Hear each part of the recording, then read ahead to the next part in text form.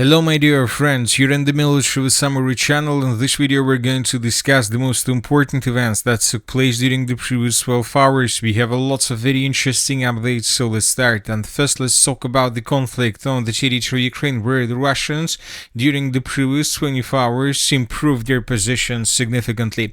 And first let's talk about the Zaporizhzhia direction.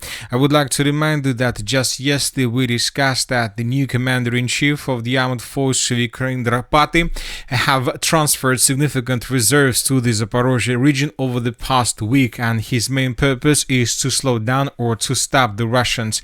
And today we received the report this morning published by the Minister of Defense of the Russian Federation and the group of forces north that Russians have taken under complete control the settlement of Novopole. We're talking about this village, and these are the changes on the ground between the dates. This is the end of the 10th of August of 2026, and this is already the beginning of the 11th of August of 2026. The Russians, as you can see, according to this configuration of the front line, encircled the Ukrainians who are located in this pocket. So most likely in coming days the Russians will continue tightening the noose around this position with the purpose to eliminate the pocket and to maintain the line between the settlements of Lubitska and Alexandraka. So once again, this is the task of the armed forces of the Russian Federation, to create a stable foothold between these two settlements, and then using these positions the Russians most likely would continue advancing further in the northwestern direction with the purpose to cut N15 road that goes between the settlements of Pavlovske and Zaporizhzhia. If Russians cut physically N15 road, this can lead to significant problems to the armed forces of Ukraine. And furthermore, would like to remind you that meanwhile the Russians continue their offensive operation through the city of Orikhiv itself. I would like to remind you that between the 29th of July and 10th of August of 2026, the Russians improved their position significantly by taking under complete control the southeastern parts of the Orikhiv agglomeration and the western parts of the settlement of Mala Tokmachka. Meanwhile, during the night, the Russians continued attacking the city of Zaporizhzhia with bombs and with missiles. The sources reported that in the Zaporizhzhia region between 7:30 on August 10th and 7:30 on August 11, 2026, Russian forces carried out 10 strikes with Iskander-M missiles, at least 14 strikes with bombs, 5 strikes using multiple launch rocket systems. As you can see, the Russians are pummeling the city of Zaporizhzhia, and as you can see, during the previous 12 hours, lots of damages were recorded. The Russians are tasked to slow down reserves that Drapat is trying to bring to the Zaporizhzhia direction. The Russians are trying to ruin and to destroy the logistics of Ukraine through the territory. So the main battle for the Zaporizhzhia direction enters its decisive phase. Now let's move further and let's discuss the situation about through the northern directions. During the previous 12 hours, the Russians managed to improve their positions, and during the previous 10 days, the Russians have improved their positions significantly as well. First, let's talk about the recent changes. According to information we have, the Russians improved their positions around the settlement of Kazacha Lopan, and these are the changes on the ground between the dates. This is the end of the 10th of August, and this is the beginning of the 11th of August of 2026. The Russians managed to take under complete control this small village by the name of Dachi, and this video was published by pro-Russian sources, and through this video we can see how exactly the clashes were taking place. This is a very important video because, as you can see, the Russians began using cluster munition, so this is probably a response to the deal that was made between Ukraine and the United States of America on ATACMS missiles. As a result of attack, this small territory was taken by Russians, and now we see that the Russians haven't finished yet the battle for the settlement of Kazacha Lopan, but the Russians began advancing further in the southern direction towards the villages of Kudiivka, Goptovka, Bagaevka, and so on. Now the Russians, it seems, are trying to connect footholds between the settlement of Kazacha Lopan and Gluboka, so something like this probably is the task and is the target target of Russians for the next phase of the Kharkiv offensive operation. Meanwhile, the Russians continued attacking the city of Dergachi, which is located on the way towards the settlement of Kazacha Lopan. Most likely the Russians hit and destroyed an ammo depot or a warehouse in the area that the Ukrainians were using for the logistic purposes to support the contingent along the border between the settlements of Kazacha Lopan and Kudivka. So these are the changes as for the previous 12 hours, but when talking about the previous 10 days, as I told you, the Russians improved their positions significantly. And first let's talk about the northeastern parts of the Kharkiv region. And this is the situation by the beginning of the 11th of August of 2026, and all these territories that are colored with red, but it differs from the main color of the Russian controlled territories are the changes that the Russians have made since the probably end of the 28th of July of 2026. As you can see, during this period of time, the Russians took under complete control a lot of villages, and the most important is that the Russians during this period of time captured the heart of the northeastern parts of the Kharkiv region. We're talking about the settlement by the name of Velykyi. The battle for this settlement started a long time ago. It took around 4 months before the Russians finished the battle for the territory, and now the Russians have entered the second defense layer of the northeastern parts of the Kharkiv region, and the Russians continue developing their positions. Meanwhile, the Russians began offensive operation with the purpose to encircle the Ukrainians who are located in the most northeastern parts of the Kharkiv region. We're talking about the territory along the river of Volcha and along the border. So as you can see, there is a pocket. The Russians are advancing, trying to tighten the noose. Currently, the air positions, the distance between edge positions between the villages of Ivanovka and Ustinovka is already less than 20 kilometers, more precisely 15 kilometers and 730 meters, which means that the Russians have strong control with drones over this territory without any chances for the Ukrainians to escape the Cauldron without losses or with minimal losses, and the Russians continue tightening the noose. The Russians are not going to exhaust the northeastern parts of the Kharkiv region because the Russians are trying to continue offensive operation through the Kharkiv region as fast as possible, which means that most likely in coming days we might see reports that the Ukrainians began withdrawing their troops from the most northeastern parts of the Kharkiv region towards the settlement of Velykyi Burluk, where the Ukrainians would try to stabilize the front line and to organize defense of the third defense layer. But the problem is that most likely the Ukrainians will not be able to hold their positions through this area for a very long period of time due to the geographical position of the settlement of Velykyi Burluk. The distance between the settlement of Velykyi Burluk and the Pechenegi water reservoir is more than 30 kilometers, which means that the Russians might use this gap with the purpose south flank positions of Velykyi Burluk through the from the western direction, and if Russians are able to advance in the southern direction using these lines, using these roads of attacks, these could lead to the situation when the settlement of Velykyi Burluk would be caught by the Russians in Cauldron. And don't forget that the Russians most likely would also continue their offensive operation from the area of the river Voskol, also in the northwestern direction, with the purpose to tighten the noose from this direction as well. So we can summarize, and we see that the northeastern front line of the Kharkiv region has collapsed completely.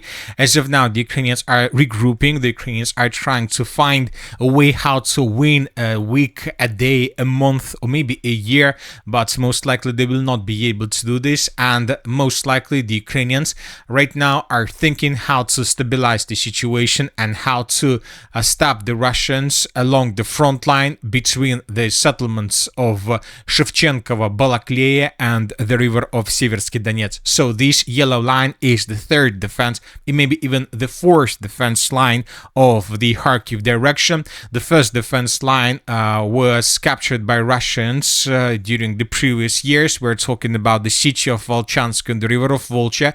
The second defense line was breached by Russians these days. We're talking about the settlement of Velykyi and the dense network network of the fortifications around. The third defense layer is the settlement of Velykyi Burluk, but due to geographical position, most highly unlikely the Ukrainians would be able to hold their positions there for a very long period of time.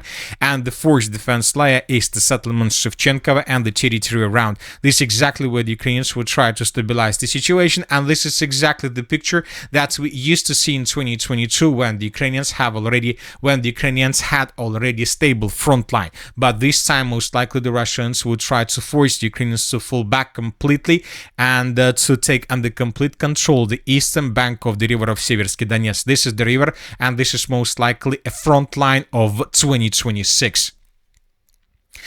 At the same time, the Russians continue their offensive operation through the Sumy direction, and during the previous 10 days, the Russians have improved their positions significantly.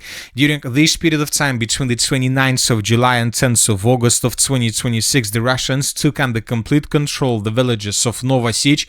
This is the second defense layer of the siege of Sumy, and the settlement of Mohrytsia, a very big settlement to the northeast of the siege of Sumy, to the north of the river of Psyol.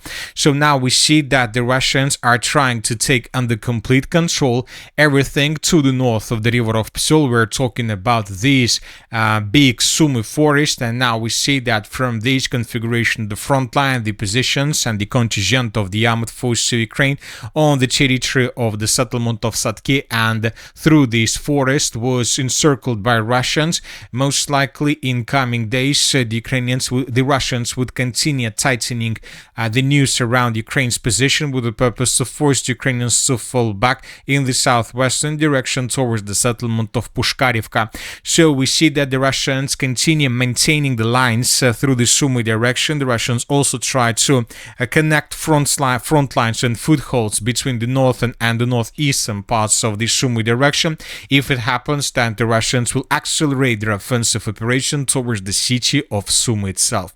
Meanwhile, the Russians continue attacking infrastructure deep inside of the eastern and the northeastern parts of Ukraine, and in the central part of Ukraine as well. During the previous 12 hours, at least three gas stations were destroyed between the cities of Sumy and Kharkiv, and we're talking about the settlements of Kotelva and Popovka. So this gas station was destroyed by Russians, and we have this picture where we can see the consequences of attack. The sources reported, the local authorities more precisely reported, that every single gas station through this territory was destroyed. In this video we can see the consequences of attack. Destroyed gas station in the Poltava region. This is exactly the gas station that was destroyed by Russians to the south of the settlement of Kotelva. This one and another gas station was destroyed in the central part of the city, and we have just the picture. So this is the situation. The Russians continue the fuel war between the Russians and the Ukrainians, and the most important thing that when talking about June and July, the Russians were mainly attacking and destroying gas stations along the line of combat contact around main cities and main roads. Now the Russians are getting deeper, and the sources are saying that the fuel crisis on the territory Ukraine is developing and deteriorating the situation itself. Furthermore, the Russians attacked during the night not just the city of Zaporizhzhia and gas station through the eastern parts of Ukraine. Lots of explosions were also recorded through the city of Kyiv. This morning, the Minister of Defense of Ukraine reported that Russians used 120 drones to attack the territory Ukraine, and 98 drones were intercepted by the Ukrainians. And later this morning we received at least several pictures confirming fire anomalies through the northwestern parts of the settlement, and we're talking about this territory. The sources reported that these warehouses were destroyed by Russians during the overnight attack, and this video was published by pro-Ukrainian sources where we can see how fire crews were trying to extinguish the fire. So probably not every single facility was destroyed through this territory, but obviously 2 or 3 barracks were damaged by the Russians badly. So this is the situation with the massive attack that took place during the night. Also, the Russians were attacking the city of Odesa and the Odesa region. The Ukrainians were trying to use MiG-29s as air defense purposes, but the sources reported that due to some probably probably problem with MiG-29s. The plane probably was damaged or had some problems and fell somewhere around the city of Odesa. Between the 10th and the 11th of August of 2026, the Ukrainians also attacked deep inside of the theater of Russia. The Ukrainians were attacking the logistics and fuel facilities through the Donetsk region. In this video, we can see a fuel train that probably arrived somewhere in the Donetsk region. And when this fuel train arrived, the Ukrainians began attacking this object, and as a result of attack, several tanks were destroyed. Furthermore, the Ukrainians attacked deep inside of the theater of Russia, and there are lots of very interesting updates on this matter. First of all, the Ukrainians attacked the city of Voronezh, more precisely this logistic hub. So another warehouse was destroyed by the armed forces of Ukraine during the overnight attack, and this is the video that was published this morning. The sources reported that when this company lost lots of warehouses, they started using this warehouse as the main logistics along the border, and that is why the Ukrainians attacked this territory overnight. And as a result of attack, as you can see, this warehouse was completely destroyed. The sources reported that the company started changing geolocations of their warehouses on main maps that we use, but the Ukrainians managed to discover the situation and they attacked the warehouse they exactly wanted to attack. Furthermore, the Ukrainians attacked deep inside of the theater of Russia, and there are lots of very interesting updates. First of all, the Ukrainians attacked the city of Orsk, and this morning we start receiving these videos where we can see how the Ukrainian drones were flying over the city, attacking different facilities. As a result of this attack, the Orsk oil refinery or some military plant was badly damaged, and this video was published by local sources. So all these attacks is not something new. We have seen this attack, many of such attacks since the beginning of this year. But the most important thing that during the previous night, at least two interesting accidents were recorded through the eastern parts of Russia. For example, today we received a report about explosions on the territory of Irkutsk power station. So this video was published this morning by local sources, and here we have a fire.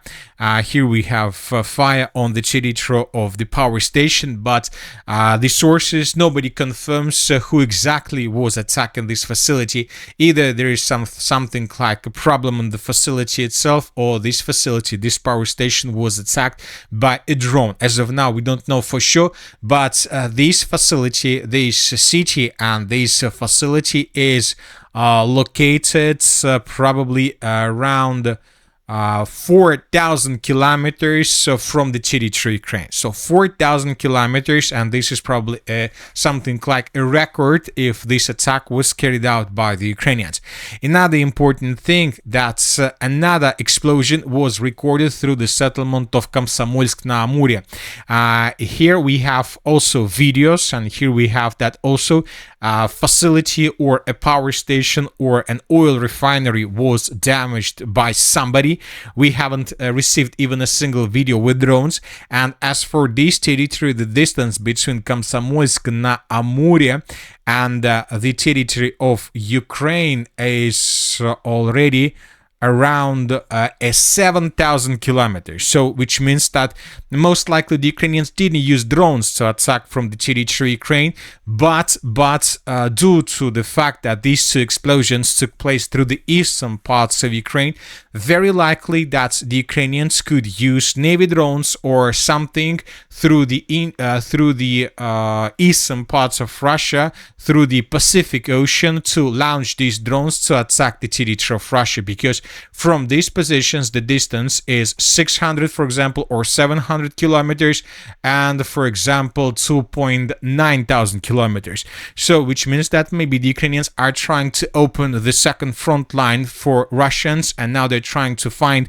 capabilities and possibilities to attack facilities of Russia through its eastern part. So this is a very important and dangerous situation. Let's wait and see how the Russians are going to react to these new challenges from the Ukrainian side.